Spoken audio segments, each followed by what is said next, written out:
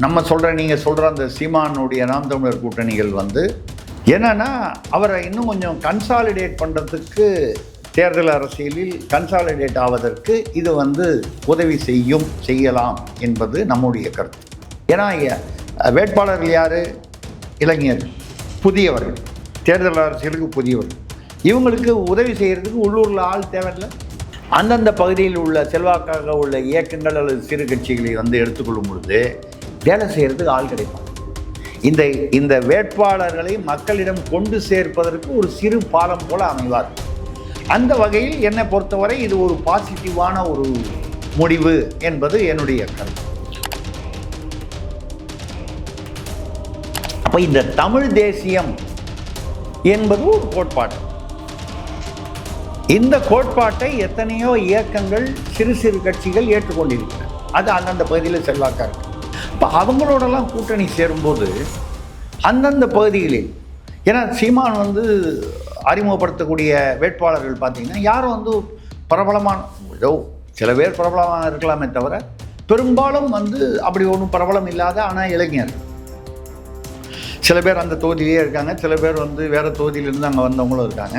அந்த வகையில் வந்து இப்படி இருக்கக்கூடிய ஒரு அரசியல் கட்சிக்கு எது அது மேலும் வலு சேர்ப்பதற்கு இந்த இயக்கங்களுடன், இந்த சிறு கட்சிகளுடன் உள்ள அந்தந்த பகுதி செல்வாக்குள்ள கட்சிகளுடன் கூட்டணி சேருவது என்பது ஒரு கன்சாலிடேஷன்.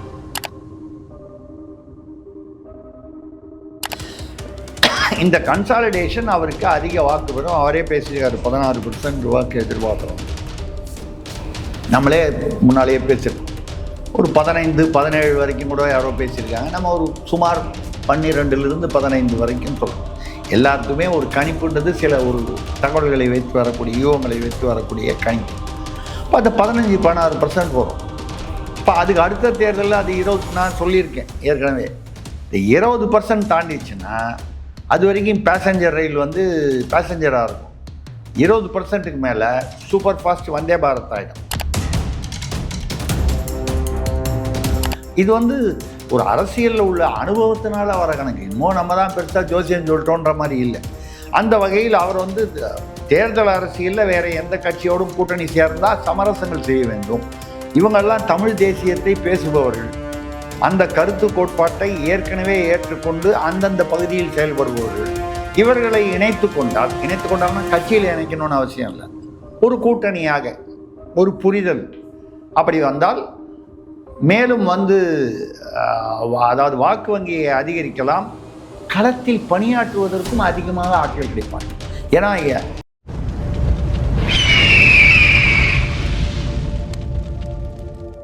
அரசியல் கருத நேயர்களுக்கு வணக்கம். இன்று நம்மோது இணையும் சிறப்பு மூத்த பத்திரிகையாளர் திரிசக்தியார் அவர். வணக்கம் சார். வணக்கம் சரண், சொல்லுங்கள் சார். பிப்ரவரி 21 மாற்றத்தை விரும்பும் மக்களின் மாநாதை வந்து சீமான் அவர்கள் வச்சிருக்காரு. அதில் வந்து 234 தொகுதிகளுக்கான வேட்பாளரையும் அறிவிப்பேன் அப்படின்றத வந்து முன்கூட்டியே சொல்லியிருந்தார். ஆனால் இந்த தருவாயில் புதுசாக ஒரு விஷயம் நியூஸ் வந்து வெளியாகுது. தமிழகத்தில் இருக்கக்கூடிய பல்வேறு தமிழ் தேசிய கட்சிகள், இதுவரைக்கும் அரசியல் பண்ணாத கட்சிகளோ இல்லை அரசியலில் பங்கேற்கக்கூடிய கட்சிகளோ இந்த தேர்தலில் நாம் தமிழர்கள் வந்து கூட்டணி வைப்பாங்க, அதற்கான முயற்சிகள் வந்து சீமான் அவர்களும் எடுத்துட்டு வராரு அப்படின்ற ஒரு செய்தி வந்து வெளியாகிருக்கு. எப்படி பார்க்குறீங்க இந்த முன்னெடுப்பை? நீங்கள் சொல்கிற கட்சிகள் என்பவை சில வந்து கட்சிகளாக பதிவு பெற்றவை, சில இயக்கங்களாக இருப்பவை. நான் பொதுவாக சொல்கிறேன், அவர்கள் வந்து தமிழ் தேசிய கோட்பாட்டில் இருக்கிறார்கள், ஆனால் ஒரு தனி இயக்கமாக இருக்கிறார்.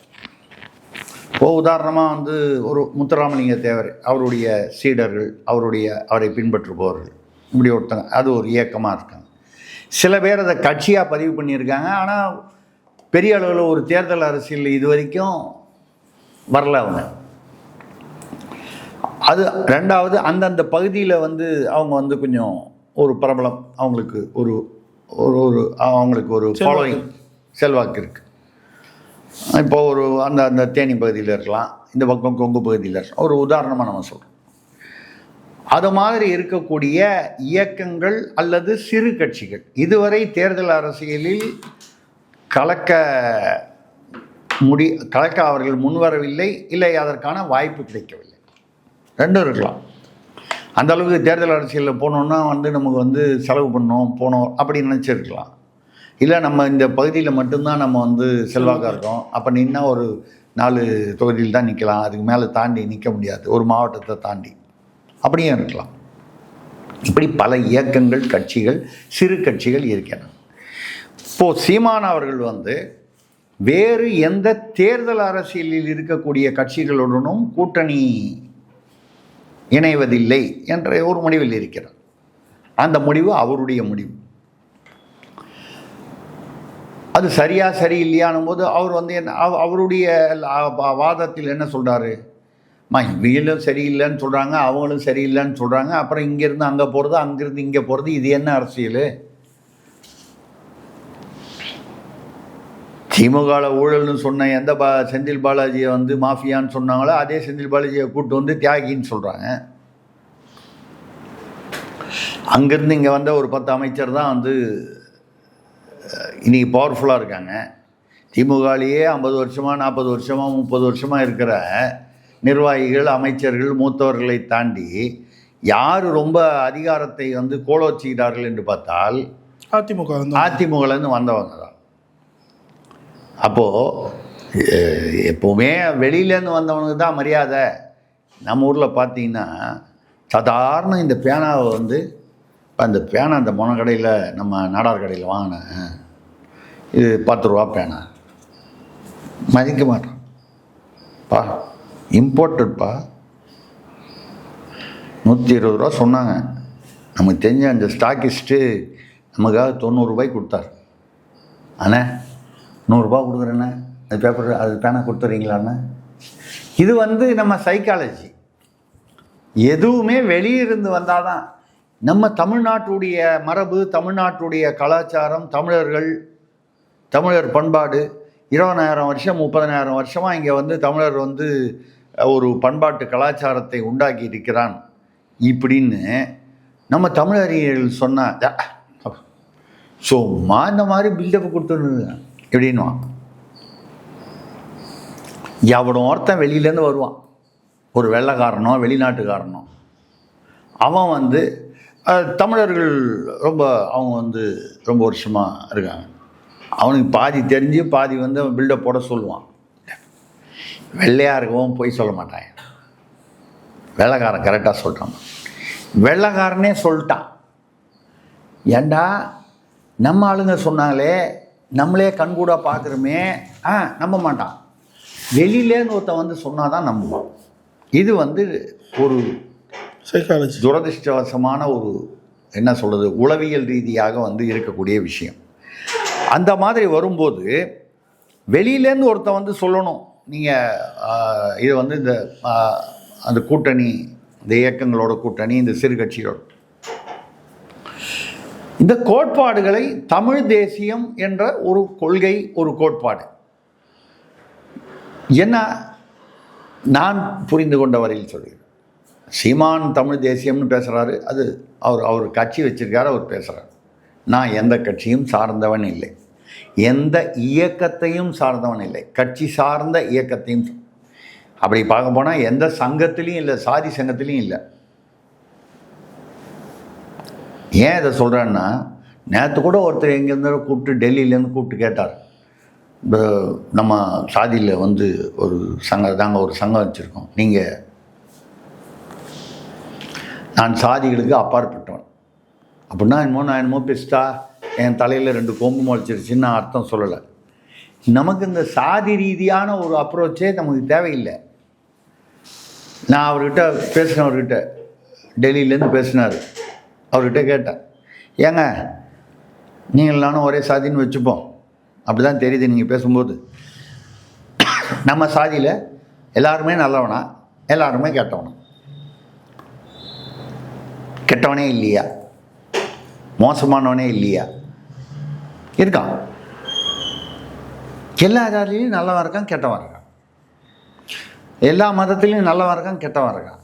அப்போது ஒரு சாதியையோ மதத்தையோ எடுத்துக்கொண்டு இது நல்ல சாதி, இது மோசமான சாதின்னு சொல்கிறதுக்கு வேலை இல்லை. ஒரு ஆள் நல்லவனாக இருக்கான்னா அவன் நல்லவன் சொல்லு, இவன் மோசம்னா அவன் மோசம்னு சொல்லு. அவன் எந்த ஜாதியாவனா இருக்கலாம், உன் ஜாதியாக இருக்கலாம், வெளி ஜாதியாக இருக்கலாம். இது என்னுடைய ஒரு தனிப்பட்ட கோட்பாடு. நான் கட்சியெல்லாம் வைக்கல. எதனால் சொல்கிறேன்னா, தமிழ் தேசியம் என்பது என்ன என்பது என்னுடைய புரிதலில் வந்து நாம் இந்தியாவின் பாரத நாட்டின் ஒரு அங்கம்.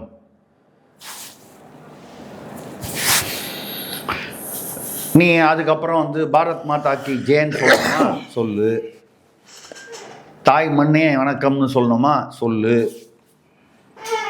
எங்கள் பாரத தேசம் என்று தோள் கொட்டுவோம் பாரதியார் சொன்னது சொன்னோமா சொல்லு. நீ என்ன விதத்தில் அதை வெளிப்படுத்து. ஆனால் இது ஒரு தேசம், இது ஒரு நாடு. இந்த நாட்டில் தமிழ்நாடு ஒரு அங்கம். தமிழ்நாடு தனி நாடானா என்ன வருது? ஏங்க, தமிழ்நாடு வந்து பாரத தேசத்தில் ஒரு அங்கமாக இருக்கும்போது மத்திய அரசுன்னு ஒன்று இருக்குது, உச்ச நீதிமன்றம் உயர் நீதிமன்றம்லாம் இருக்கும்போதே இங்கே தமிழ்நாட்டில் உள்ள சில அரசியல்வாதிகள் ஆடுற ஆட்டம் நம்ம பார்க்குறோம். கச்சத்தீவை விற்றுருவான், எதெல்லாம் விற்க முடியுமோ எல்லாத்தையும் விற்றுருவான். கல்வியை வந்து மாநில அரசு பட்டியலிருந்து பொதுப்பட்டியலுக்கு கொண்டு போனது எந்த அரசு? திமுக இருக்கும்போது தான். ஆனால் இப்போ வந்து மத்திய அரசு வந்து ஆர்டி ரைட் டு எஜுகேஷன், அது ஏதோ ஒரு பாலிசி என்னமோ, அது சிக்ஷா அபிமான் ஏதோ சொல்கிறாங்க, அந்த திட்டத்தில் சேருன்னா அந்த பக்கம் தலைமை செயலாளரை விட்டு நாங்கள் சேர்றேன்னு கையெழுத்து போட்டு அனுப்பிச்சிட்டு நாங்கள் சேர மாட்டோம், எங்கள் பணத்தை கொடுங்க, நாங்கள் சேர மாட்டோம். இப்போ சேர மாட்டோம்னா ஏன் கைது போட்டீங்க? அப்போவே கைது போடும்போதே சொல்ல வேண்டியதானே, எம்ஓஐயில் கைது போடுகிறோன்னு சொல்லி ஒரு இன்ஸ்டால்மெண்ட் வாங்கிட்டாங்க. அப்போ பணம் வேணும்னா எங்கே வேணாலும் கைது போடுவீங்க, பணம் வேணும்னா என்ன வேணால் நீங்கள் மாற்றிப்பீங்க. அதுதான் அவரே சொன்னார். அப்பானா இந்த அப்பா இல்லை, திராவிடத்துக்கே அப்பா, தந்தை. அவர் என்ன சொன்னார்?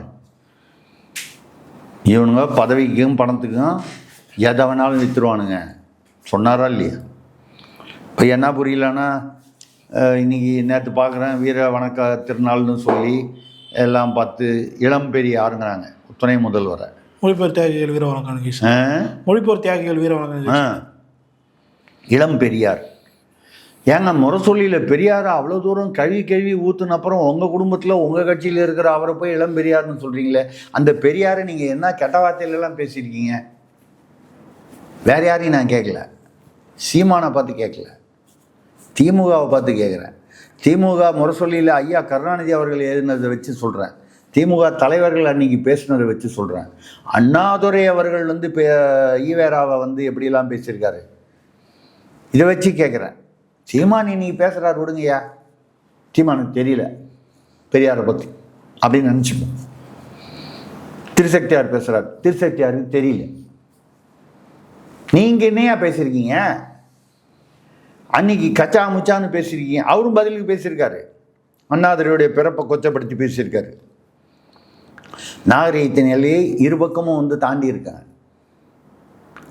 அவர் மணியம்மையை திருமணம் பண்ணதை வந்து கொச்சையாக பேசினார். எப்படி ஒன்று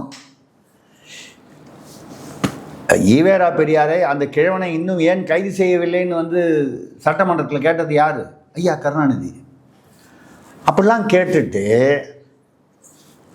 இந்த மந்திரிகளுக்கெல்லாம் இருக்குதுங்கள திமுகவில், தப்பாக நினைக்காதீங்க. நீங்கள் பார்க்குறேன் எல்லாம் குவார்ட்டர் பேஜ் ஆஃப் பேஜ் விளம்பரம், எல்லாரோட பெருசாக வந்து ஸ்டாலின் படத்தை விட உதயநிதி படத்தை பெருசாக போடுறான். எனக்கு ரொம்ப வருத்தமாக இருக்குது. அவர் தாங்க முதலமைச்சர். நீங்கள் எப்படியும் விளம்பரம் போட்டீங்க, போன தடவை கூட சாதனைகள் வந்து பண்ணது வந்து 500 கோடி ரூபாய் இது வரைக்கும் வந்து இந்த ஆட்சியில் வந்து விளம்பரத்துக்காக மட்டும். இதில் முக்கால்வாசி சாதனைகள் வந்து மத்திய அரசு திட்டத்தில் ஸ்டிக்கர் ஓட்டின சாதனைகள். ரைட்டு, ஸ்டிக்கர் வந்து காஸ்ட்டு கம்மியாக இருக்குது, வாங்கி ஓட்டிட்டீங்க. ஆனால் நீங்கள் அண்ணாதுரை படம் இவ்வளோண்டு வருது, அநேகமாக வராமல் போயிடுது. முக்கால்வாசி இடத்துல விளம்பரத்தில் அண்ணாதுரை படத்தையே காணும். கருணாநிதி படம் ஐயா படம் இருக்குது, ரைட்டு. ஸ்டாலின் படம் அவ்வளோண்டு இருக்குது. உதயநிதி படம் பெருசாக இருக்குது. நான் உதயநிதி படம் போடக்கூடாதுன்றது எனக்கு விருப்பம், அப்படி நான் சொல்லலை. அது வந்து என்னுடைய எண்ணம் இல்லை. ஸ்டாலின் படத்தை பெருசாக போடுங்க. இன்றைக்கி அவர் தான் என் கட்சி தலைவர். இல்லையா? அவர் கட்சி ஆரம்பித்து அது வந்து கட்சியை நடத்தி கருணாநிதி அவர்களுடைய காலத்திற்கு பிறகும் அந்த கட்சிக்கு தலைவராக இருந்ததுனால தானே உதயநிதி வந்து சினிமாலேருந்து திடீர்னு ஒரு நாளைக்கு வந்து நான் அமைச்சராக மாட்டேன், எம்எல்ஏ ஆக மாட்டேன்னாரு, ஆனால் அமைச்சராக மாட்டேன்னாரு, துணை முதல்வர் ஆக மாட்டேன்னாரு, ஆயிட்டு போட்டோம். நமக்கு தான் அந்த காலத்துலேருந்தே தெரியுமே, இது ஹரிச்சந்திர வம்சம், ஹரிச்சந்திர குடும்பம் நமக்கு தான் நல்லா தெரியுமே. நீங்கள் லீவுக்கு எங்கே போனீங்க? உங்கள் சொந்த ஊருக்கு போனீங்க. எந்த ஊர்? செங்கல்பட்டு தான். திருக்கழுக்குன்றமோ எங்கேயோ. எதில் போனீங்க? பஸ்லையா? பைக்லையா? அதான் உங்களுக்கு வாழ்க்கையில் எதிர்காலமே இல்லை. ஏன் சார் தப்பாக நினைக்காங்க. ட்ரெயினில் போங்க, டிக்கெட் வாங்காமல் போங்க, ஓகோன்னு எதிர்காலம் வரும் உங்களுக்கு. புரியுது. ட்ரெயினில் டிக்கெட் வாங்காமல் மட்டும் போயிட்டீங்க, நாளைக்கு உங்கள் வம்சமே பார்த்தீங்கன்னா தமிழ்நாட்டை ஆண்டுடும்.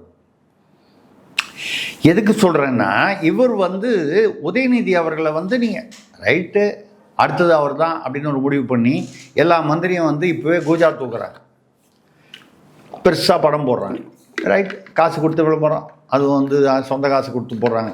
ஏன்னா இவங்க அவங்கவுங்க கட்சி சார்பாக கொடுக்கும்போது சொந்த காசு போடுவான்.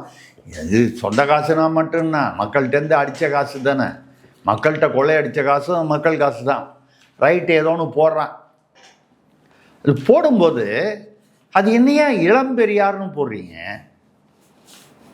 இளம்பெரியார்னு போட்டால் நீங்களே அந்த பெரியார் எவ்வளோ கழுவி ஊற்றிருக்கீங்க முரசொலி உங்கள் கட்சி பத்திரிகை அந்த ஏதோ ஒரு காலகட்டத்தில். இப்போ யாராவது ஒருத்தன் ஐயா நான் செய்யலையா, யாராவது ஒரு வம்பு பிடிச்சவன் ஒருத்தன் இந்த விளம்பரத்துக்கு இந்த விளம்பரத்தை எடுத்து போட்டு நீங்கள் வந்து பெரியாரை பற்றி என்னெல்லாம் மோசமாக பேசியிருக்கீங்க அப்படின்றதையும் போட்டு இவர் இளம்பெரியாரான்னு போடுறான் வலைதளத்தில். இவர் இளம்பெரியார்னா இவர் இன்னும் என்னெல்லாம் செய்வார், அவர் காவேரி கரையில் செஞ்சதை இவர் எங்கள் கூவங்கரையில் செய்வாரா? அவர் காவேரி ஈரோட்டில் இருந்தார், காவேரி மெட்ராஸில் என்ன ஓடுது? கூவம் தான் ஓடுது. இப்படி வலைதளத்தில் இன்றைக்கி வந்து எல்லாருமே ஊடகவியலாளர். எவங்க கையிலெல்லாம் செல்ஃபோன் இருக்குது, எல்லோரும் இப்போ ஊடகவியலாளர். கேள்வி கேட்குறான். மாணவர்களே பார்த்தீங்கன்னா எங்கே பார்த்தாலும் கேள்வி கேட்குறாங்க. ஒரு நேர்காணல்னு பார்த்தீங்கன்னா அந்த காலத்தில் மாணவர்களுக்கு தெரியக்கூடிய அரசியல் விழிப்புணர்வோட இன்றைக்கி வந்து அதிகமாக இருக்குது. ஒரே ஒரு கட்சியில் மட்டும்தான் அந்த விழிப்புணர்வு வந்து இல்லவே இல்லை. அது எந்த கட்சின்னு நமக்கு தெரியும். சரி, அது எதுக்கு நம்ம வேணாம், அது அந்த கட்சியை பற்றி நம்ம அனாவசியமாக பேசக்கூடாது, அவங்களே புரிஞ்சுக்கிட்டா சரி. அப்போது இந்த கூட்டணிகள் நம்ம நீங்கள் சொல்கிற அந்த சீமானுடைய நாம் தமிழர் கூட்டணிகள் வந்து என்னன்னா அவரை இன்னும் கொஞ்சம் கன்சாலிடேட் பண்ணுறதுக்கு, தேர்தல் அரசியலில் கன்சாலிடேட் ஆவதற்கு இது வந்து உதவி செய்யலாம் என்பது நம்முடைய கருத்து. ஏன்னு கேட்டால், நீங்கள் தேர்தல் அரசியல் கூட்டணின்னு போனீங்கன்னா அது கோட்பாடை தாண்டி போகணும், அங்கே நிறைய பிரச்சனைகள் இருக்குது, சமரசம் பண்ண வேண்டியது இருக்கும். அதை தாண்டி வந்து களத்தில் வந்து உண்மையிலேயே அவன் வந்து ஒத்துழைப்பானா இல்லையான்னு தெரியாது. நிறைய இடங்களில் மேலிடத்துல உட்காந்து அவங்க கூட்டணின்னு அந்த கையை தூக்கி பிடிச்சிக்கிட்டு அனௌன்ஸ் பண்ணுவாங்க. நான் அதிமுக கூட்டணின்னு சொல்கிறேன், திமுக கூட்டணின்னு சொல்கிறேன். ஏன்னா பெரிய கட்சிகள்ன்றதுன்னா அவங்க தானே. ஆனால் அடித்தளத்தில் பார்த்தீங்கன்னா ஓட்டாக டிரான்ஸ்ஃபர் ஆகாது. ஏன்னா இவன் அவனுக்கு வேலை செய்ய மாட்டான், அவன் இவனுக்கு வேலை செய்ய மாட்டான். இது திமுக கூட்டணியிலையும் நடந்த சரித்திரங்கள் இருக்குது, அதிமுக கூட்டணியில் நடந்த சரித்திரங்களும் இருக்குது. ஏன் அதை ரெண்டை பற்றி மட்டும் பேசுகிறோன்னா, தமிழ்நாட்டில் கூட்டணி வைத்து பெருசாக மூணாவது மக்கள் நல கூட்டணின்னு வந்தது, அது புஷ்ஷாகி அது எங்கேயோ பிரிஞ்சு போச்சு. இப்போ நீங்கள் கேட்பீங்க, சார் இதெல்லாம் நீங்கள் இதெல்லாம் பேசுகிறீங்க, மக்கள் நீதி மையம் கூட வந்து நாங்கள் திமுக கூட்டணியில் கேட்கல, டார்ச் லைட்டை வச்சுக்கிச்சு, அவருக்கு டார்ச் லைட்டு கொடுத்துட்டாங்க. ஏங்க அவர் டார்ச் லைட்டை வச்சுக்கிட்டு என்னங்க பண்ணுவார்? அவருக்கு ஏன் டார்ச் லைட் கொடுத்தாங்கன்னு எனக்கு தேர்தல் ஆணையத்தில் நான் வந்து நமக்கு தெரிந்த ஒரு முக்கியமான ஒரு அதிகாரிகிட்ட நான் வந்து ரகசியமாக பேசினேன். ஏங்க அவர் கமல்ஹாசன் அவருக்கு டார்ச் லைட்டு கொடுத்துட்டீங்க, அவர் ஆசைப்பட்ட மாதிரி அந்த காலத்தில்.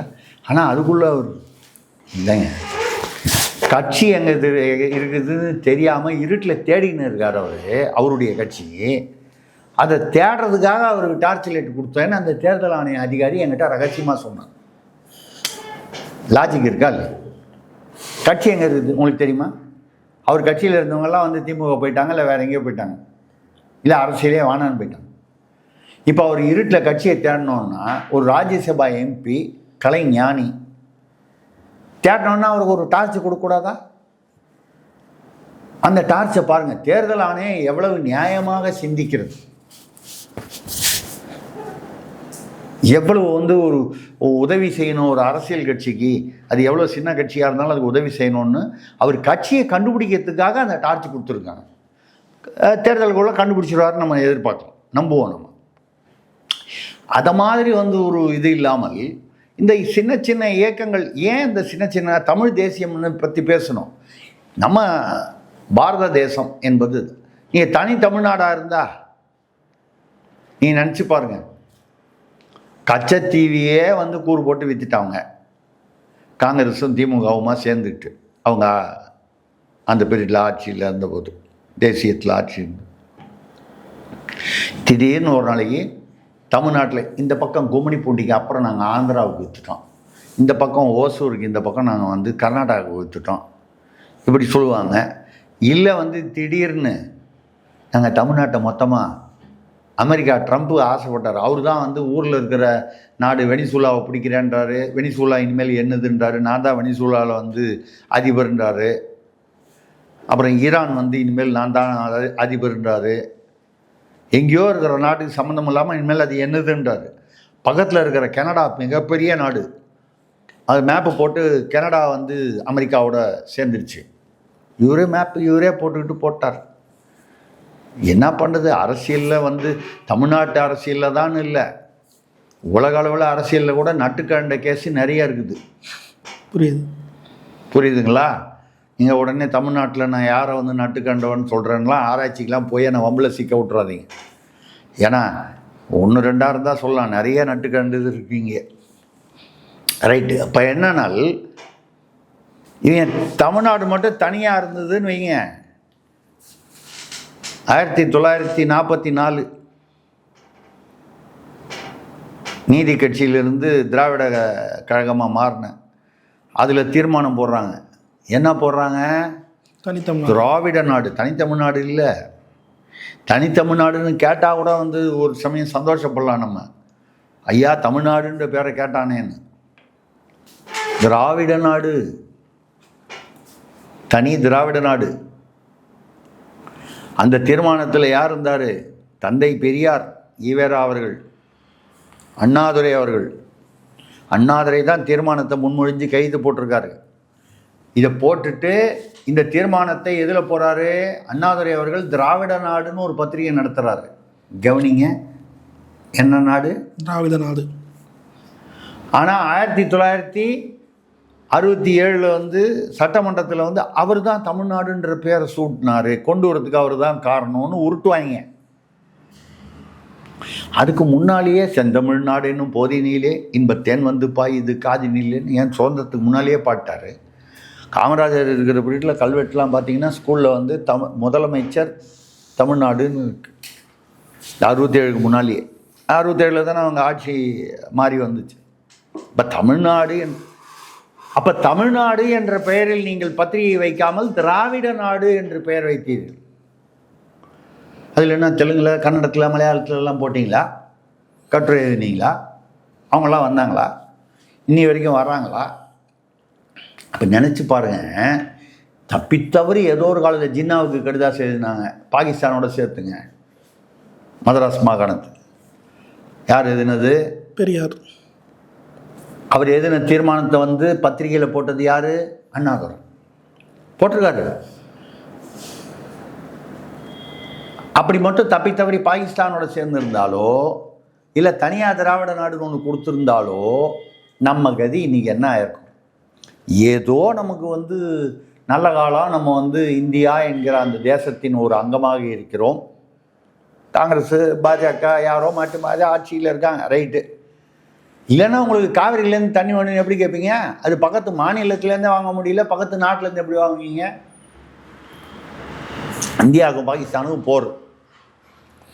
மோடி என்ன பண்ணார்? டப்புன்னு இந்த சிந்து நதி போகுதுல்ல, அது கட் பண்ணு, ரொம்ப சொல்கிறானுங்க, 70% விவசாயம் காலியாங்க பாகிஸ்தானில். நான் வந்து சொல்கிறது வந்து மனிதாபிமானமா? நாம மன்மோகன் சிங் இருக்கிற பீரியடில் ஒரு இந்திய இராணுவ வீரனோட தலையை வெட்டி தலையை மட்டும் ஒரு தனியாக வந்து அரசாங்கத்துக்கு அமுச்சு வச்சுது பாகிஸ்தான். அது நியாயமா? போர்னு வந்துச்சுன்னா அப்புறம் அதில் வந்து நியாயம் அநியாயம்லாம் வேலையே இல்லை. பரிதாபம், மனித உரிமை, கருணை, இதுக்கெல்லாம் வேலை. அது மாதிரி நம்ம பாரத தேசத்தின் ஒரு அங்கமாக இருக்கிற வரைக்கும் நல்லது. அதே சமயத்தில் நமது தொன்மையான தமிழினம், தமிழ் கலாச்சாரம், தமிழ் மொழி, தமிழர்கள் என்கிற அடையாளம், இதை விட்டு கொடுக்கக்கூடாது. இதுவும் வேணும், இதுவும் வேணும். ஏன் இப்போ நீங்கள் வந்து கல்யாணம் ஆகலை உங்கள்கிட்ட சொல்லி என்ன பிரயோஜனம்? கல்யாணம் ஆயிடுச்சுன்னு வச்சுப்போம், என்றைக்கா ஒரு நாள் நடக்கணும், விதி வலியது நடக்கும், எல்லாருக்கும் சொல்கிறேன் பொதுவாக. அப்போ வந்து நடந்துச்சுன்னா உங்கள் சம்சாரத்துக்கு நீங்கள் புருஷன், உங்கள் அம்மாவுக்கு நீங்கள் புள்ள, அப்படின்னா நீங்கள் 2 பேரா? இல்லையே, ஒரே ஆள் தானே. சம்சாரத்துக்கு புருஷன், அம்மாவுக்கு புள்ள, உங்களுக்கு குழந்தை பிறந்துருச்சு, அதுக்கு அப்பா, அப்படின்னா நீங்கள் 3 பேர் ஆகிட்டீங்களா? ஒரே ஆள் தான். ஒரு கண்ணோட்டத்தில் அப்பா, ஒரு கண்ணோட்டத்தில் வந்து பிள்ளை, ஒரு கண்ணோட்டத்தில் கணவர். ஒரே சரண்ராஜ் 3 உறவுகளில் வந்து ஒரு வித்தியாசமான கண்ணோட்டத்தில் வேறு வேறு பதவிகள் அவருக்கு, வேறு வேறு பொறுப்புகள், இல்லையா? இதுதான் தமிழ் தேசியம்.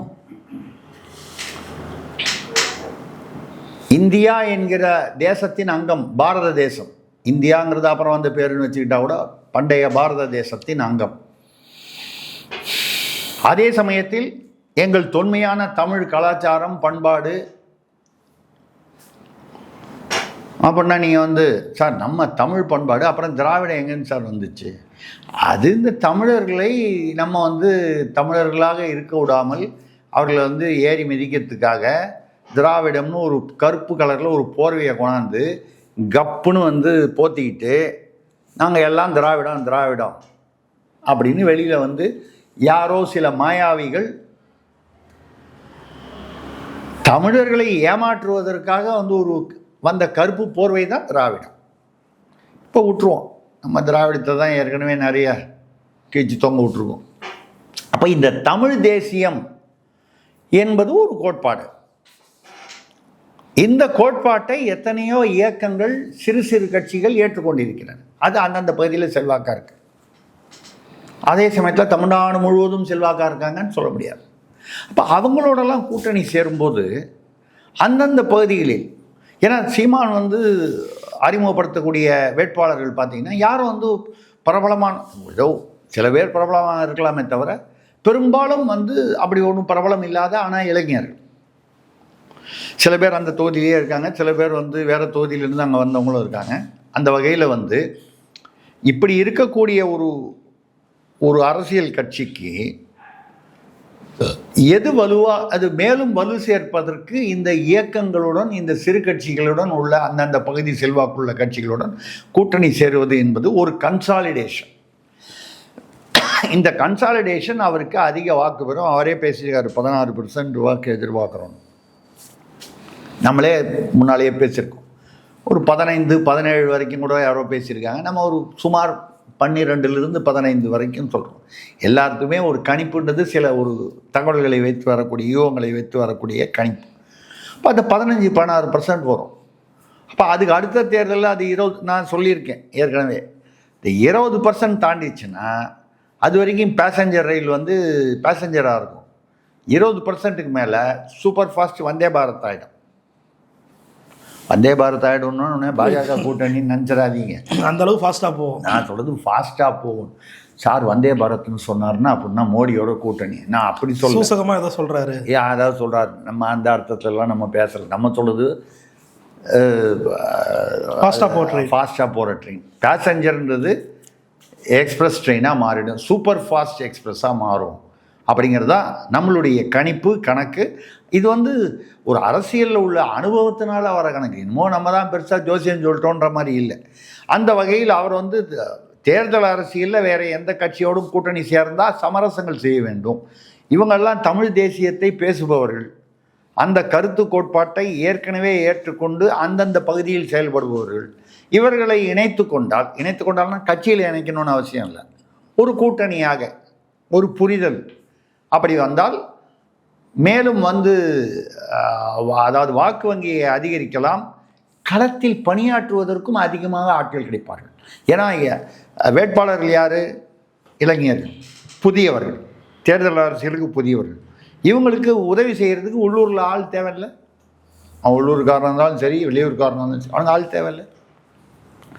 அந்தந்த பகுதியில் உள்ள செல்வாக்காக உள்ள இயக்கங்கள் அல்லது சிறு கட்சிகளை எடுத்துக்கொள்ளும் பொழுது வேலை செய்கிறதுக்கு ஆள் கிடைப்பாங்க. இந்த வேட்பாளர்களை மக்களிடம் கொண்டு சேர்ப்பதற்கு ஒரு சிறு பாலம் போல அமைவார்கள். அந்த வகையில் என்னை பொறுத்தவரை இது ஒரு பாசிட்டிவான ஒரு முடிவு என்பது என்னுடைய கருத்து. பல்வேறு கேள்வி தெளிவாக நேரத்திற்கு நன்றி. வணக்கம்.